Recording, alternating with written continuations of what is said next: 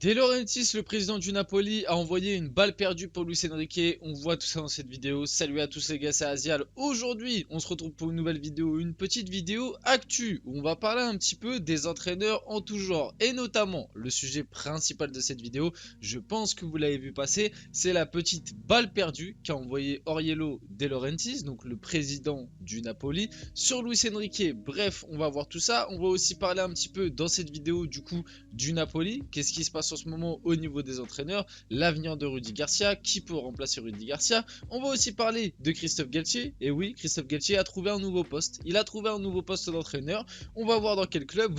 Vous allez voir que le paradoxe est, je sais pas si on peut dire marrant, mais il y a un certain paradoxe au nouveau poste qu'a trouvé Christophe Galtier. Et en fin de vidéo, on va aborder le remplaçant de Carlo Ancelotti. On va le voir que c'est quand même un nom assez connu qui a été entraîneur du Real Madrid très récemment. Bref, pas mal de choses à voir dans cette vidéo. Avant qu'on rentre dans le vif du sujet, pardon, comme d'habitude, n'hésitez pas à liker, à commenter, à partager, à vous abonner. Vous connaissez, ça fait énormément plaisir pour le développement de la chaîne, pour le référencement, tout ça, comme d'habitude.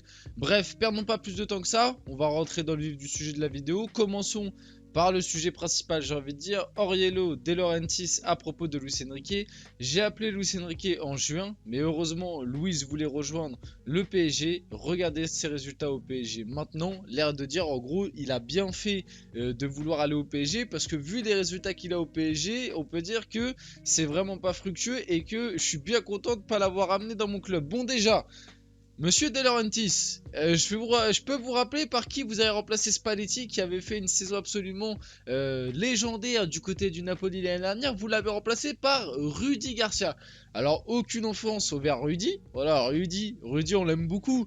Rudy, on l'aime beaucoup en France. Voilà, bon, on l'aime beaucoup, c'est un grand mot, mais Rudy, il a fait quelques trucs. Voilà, avec Lille. Il a quand même emmené Marseille en finale d'Europa League. À l'époque, avec l'AS Roma, il a eu des résultats sympas. Ok.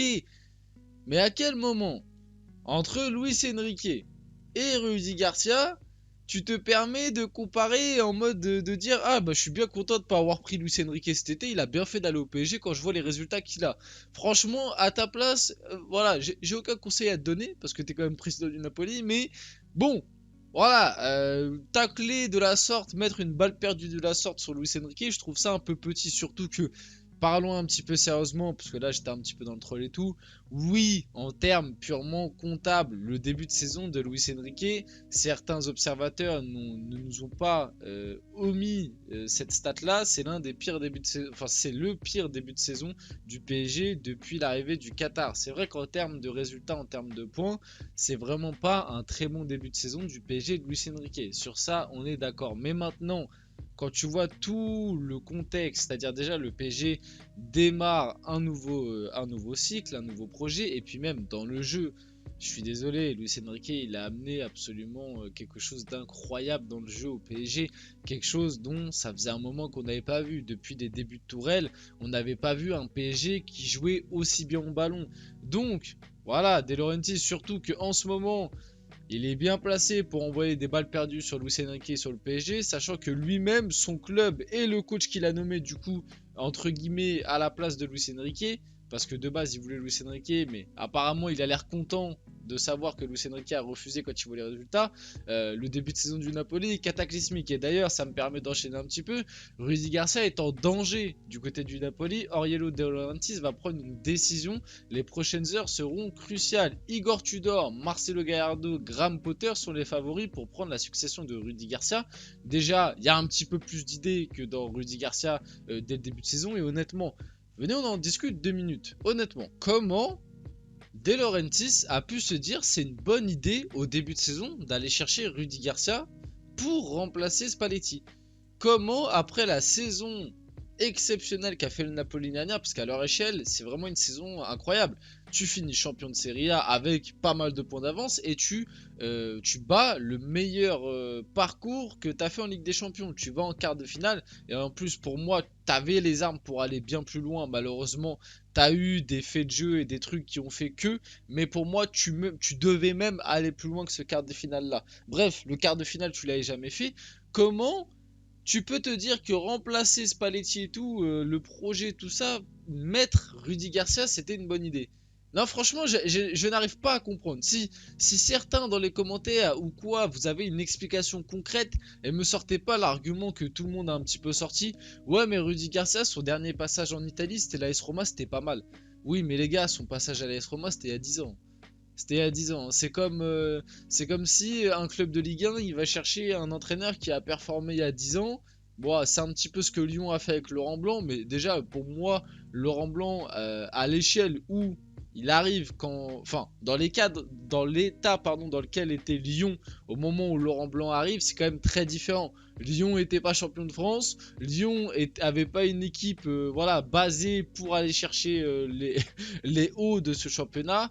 Et Lyon était pas dans une période faste. Voilà, Lyon était pas dans un projet qui s'amorçait très bien avec un coach précédent de plus qui faisait l'unanimité. Pardon, c'est quand même très différent. Là, tu remplaces un coach qui faisait l'unanimité, un coach qui dans le jeu, voilà, proposait quelque chose de très beau, venait de faire des résultats absolument extraordinaires et tu le remplaces par Rudy Garcia. Alors bon, encore une fois, hein, aucune offense, mais pour moi, t'avais quand même beaucoup mieux à aller chercher, notamment les noms qui sont affichés un petit peu juste là. Donc Tudor, moi j'aime beaucoup Igor Tudor.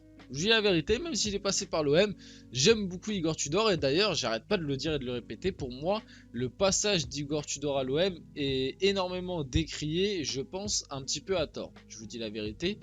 Marcelo Gallardo, bon, on connaît de nom. J'avoue que j'ai jamais vu vraiment les équipes de Marcelo Gallardo dans des vrais matchs, enfin sur 90 minutes, parce que ça reste principalement du travail basé en Amérique du Sud, donc championnat, pays, etc., enfin continent que je ne regarde pas. Et Graham Potter, on va se souvenir de son mauvais passage à Chelsea, mais il faut pas oublier qu'avec Brighton, donc Graham Potter, ça pourrait être une excellente idée, moi je trouve, parce que ça reste quand même un mec qui a fait du bon travail par le passé, même si c'est vrai qu'à Chelsea ça s'est un petit peu mal passé. Les cadres du vestiaire du Napoli ont omis des plaintes auprès d'Oriello De Laurentiis concernant Rudy Garcia. On se rappelle aussi, j'en ai fait une vidéo, le fameux petit couac, le petit embroglio avec Victor Osimhen. Et d'ailleurs, ça ne se cantonne pas que à Rudy Garcia. Faut pas oublier qu'Osimhen, il a eu des soucis aussi avec le fameux TikTok du Napoli. Bref, Oriello De Laurentiis à propos de Rudy Garcia, ce n'est pas un bon moment avec Rudy Garcia. Quand on décide d'opter pour un entraîneur qui connaît plus le football italien, ça peut arriver. Je prendrai la meilleure décision au bon moment. Bon, tu sens bien que prochainement, je pense que Rudy va sauter. Mais après, Rudy, voilà, il a quand même fait une très belle opération. Il est arrivé au Napoli, il a coaché 3 mois et il va prendre 3 millions d'indemnités, j'ai vu, de licenciement. Donc c'est une belle opération pour Rudy Garcia. Un ultime, bah voilà, c'est exactement ce que je vous disais. Un ultime entretien avec Oriello De Laurentiis est prévu ce mercredi concernant l'avenir de Rudy Garcia. Donc c'était hier. Et le Napoli va proposer une rupture de contrat consensuelle aux techniciens avec une indemnité de transfert de départ, enfin une indemnité de départ, pardon, de 2,8 millions. Donc Rudy Garcia va se mettre très très bien avec ce potentiel départ. Le Napoli négocie avec Antonio Conte afin de remplacer Rudy Garcia. Antonio Conte, déjà, c'est un petit peu plus de gueule que Rudy Garcia. Après, moi, personnellement, mes goûts, c'est mes goûts à moi. Antonio Conte, c'est pas un coach que je surkiffe. Bon, il y a plein de raisons. Déjà, parce que pendant un moment, il a été énormément associé au PSG pour la simple et bonne raison que c'était un entraîneur qui aimait bien taper du poing sur la table, un petit peu comme Mourinho, un entraîneur avec un fort caractère et qu'on n'arrêtait pas de dire oui, au moins ce style d'entraîneur là, alors que bon, Antonio Conte dans le jeu, c'est quand même un bon coach tactiquement, mais on va dire que c'est pas le style de jeu que moi je préfère et que je pense la plupart des gens préfèrent. Un style de jeu principalement, même si c'est un petit peu erroné à des moments, mais basé en tout cas sur l'équilibre défensif et la contre-attaque. Après, je critique pas, hein. À Chelsea, il a fait des très bonnes choses. À l'Inter, c'est un très bon entraîneur, Antonio Conte, attention. Mais c'est pas moi personnellement le style d'entraîneur qui me fait le plus vibrer. Voilà, les coachs un peu sanguins qui tapent du poing sur la table. On a vu comment ça s'est fini à Tottenham quand même. Bref, est-ce que Au Napoli, ça aurait été une bonne idée parce que je vais tuer tout le suspense, mais Antonio Conte n'entraînera pas le Napoli et les conversations entre le club et l'entraîneur n'ont pas été concluantes. L'Italien préfère attendre une nouvelle opportunité. Est-ce que du côté du Napoli, ça aurait pu être une bonne idée? Déjà, je pense que ça aurait été mieux que Rudy Garcia. Après, peut-être qu'il y a mieux à aller chercher. Moi, j'aime beaucoup les coachs, comme ça a été précisé un petit peu juste avant. Un Gallardo, un Graham Potter et un Igor Tudor. Même si Igor Tudor et Antonio Conte, ça se rejoint un petit peu dans le style, mais vous voyez, les coachs un peu plus modernes et tout, et encore une fois, voilà, Antonio Conte, ça reste quand même un top coach, et à l'heure actuelle, ça reste bien mieux qu'Carlos Garcia, mais dans tous les cas, ce ne sera pas lui, le futur entraîneur du Napoli. Maintenant qu'on a conclu un petit peu cette phase, cet arc Napoli, parlons un peu de Totov, de Christophe Galtier, qui a réussi à retrouver un club, et oui, Christophe Galtier a signé son contrat pour devenir entraîneur d'Al Duhail, Aldou Hilal, je sais pas, Aldou Hail, je sais pas trop comment ça se dit, n'hésitez pas à me dire dans les commentaires, je pense que ça se dit comme ça. Voilà, quand on sait, quand on sait tous les problèmes qu'il a en ce moment et qu'il a eu très récemment là dans le passé, le futur, comment ça s'appelle, examen, j'ai envie de dire, au tribunal, etc., qu'il va avoir, voilà, il a quand même une plainte sur le dos, ce mec, une plainte sur le dos, je rappelle, pour racisme, entre guillemets, pour des paroles racistes, etc. Et le gars, il va signer au Qatar. Non, mais moi, je trouve ça assez marrant. Honnêtement, c'est vrai que dans un monde du foot où on rigole pas trop en ce moment, etc., où on oublie un petit peu les blagues, et bah voilà. Moi, je trouve que le transfert de Christophe Galtier, enfin, le fait qu'il devienne un nouvel entraîneur, le nouvel entraîneur d'un club qatari, je trouve ça vraiment assez marrant personnellement. Selon El Chiringuito TV, Zinedine Zidane est l'option numéro 1 du Real Madrid en cas de départ de Carlo Ancelotti en fin de saison. On finit la vidéo là-dessus. Et oui, on le sait, Carlo Ancelotti va quitter son poste, son rôle d'entraîneur du Real Madrid à la fin de la saison. Et à l'heure actuelle, d'après El Chiringuito TV, le numéro 1 pour remplacer Carlo Ancelotti sur le banc du Real Madrid, ça reste encore et toujours le fameux Zinedine Zidane. Alors est-ce que j'ai vraiment besoin de donner mon avis là-dessus plus longtemps?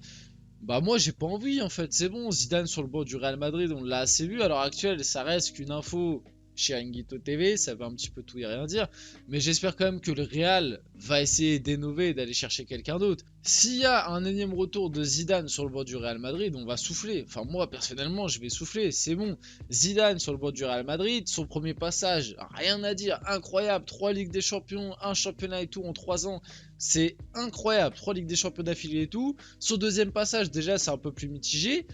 Voilà, tu vas pas le faire revenir une troisième fois. Je pense que Zidane, c'est bon. On l'a assez vu sur le banc du Real Madrid. Et surtout, moi, j'aimerais bien voir Zidane autre part et le Real Madrid prendre un coach différent. Parce que sur les 10 dernières années, Carlo Ancelotti et Zidane, on les a beaucoup vus sur le banc du Real Madrid. Donc voilà. On arrive sur la fin de cette vidéo, j'espère qu'elle vous a plu, si c'est le cas n'hésitez pas à liker, commenter, partager, vous abonner, c'était Azial et on se retrouve très rapidement pour une prochaine vidéo.